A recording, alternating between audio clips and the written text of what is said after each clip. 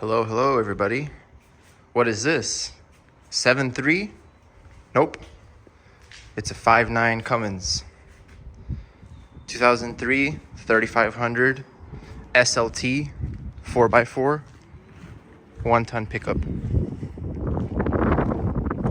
Just picked it up 3 days ago. Wanted to test out Cummins. It's been a while since I've made a last video, so you guys can probably see. I built a garage with my dad and my uncle in the meantime. It's still not quite done yet. We just got the electrical, inspection passed.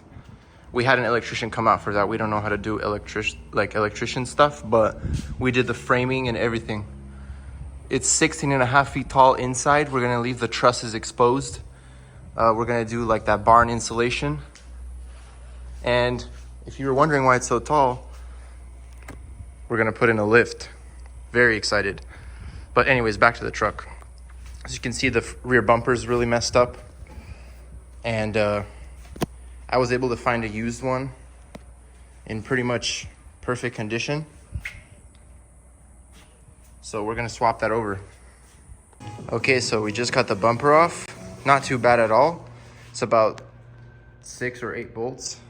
Now we're gonna put on the new one. Hey guys, sorry, I never finished the video that day. Basically I had a lot of stuff to do and I forgot to record. But essentially I got the new bumper on. And in the meantime, I also painted the hitch so that it looks newer. Okay, and then I also discovered another problem yesterday when I was working on the truck. I actually saw, good thing the wheel was turned, I saw that this is broken, which is the sway bar end link. And I don't even know how this broke because this looks really sturdy. But I bought the new one, so we're about to install it right now. Okay guys, sorry, I skipped out on a lot because I was super busy these days and I kind of forgot to film. It's also been a few months since I've made YouTube videos, so I kind of forgot the groove. But I took off my fuel lines. Basically, this truck, the owner that sold it to me kind of lied to me because he said nothing was wrong with it. And I showed up, cold started it, like put my hand on the exhaust. It was ice cold, you know. Started it, drove it around, drove perfect, plenty of power, started right up, no issues at all. Suspension is good, transmission shifted smooth, you know, nice power curve all over the RPM range. Everything was great. I mean, you know, it's got some imperfections, but it's 2003, so I don't really care. Anyways, we get to the counter, we count the cash, everything. And then when I'm about to leave, I try to start it and it wouldn't start. I crank it over, it's like, it just keeps cranking, wouldn't start.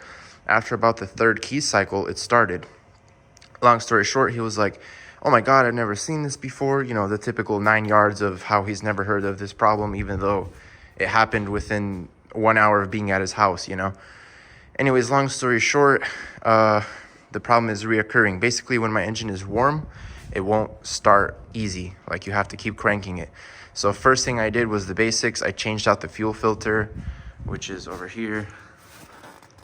I changed out the, what did I do? Oh, the air filter, because I thought maybe that, you know, this was completely clogged. I wish I had the old one. Maybe I'll insert a photo. It was like, it looked like he dragged it through oil and mud. I don't even know how he drove. So that was my first tell sign that he was lying and that he maintained it well, because no truck owner would forget to replace this. I mean, it's literally right here.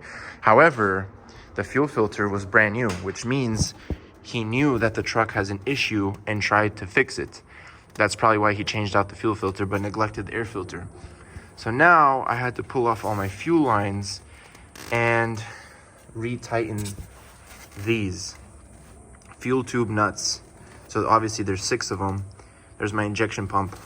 And getting to the back one is kind of difficult because you have to lean way over. Plus, there's the engine mount bracket, or the engine, like basically you pull the engine out with that. I had to take that off. And sorry for the mess. I'm building my garage, so it's still under construction. Anyways, long story short, I just retightened all those. Oh, and he also replaced I think it's called the FCA, the fuel control actuator, whatever. It's down here, you can't see it because the rag.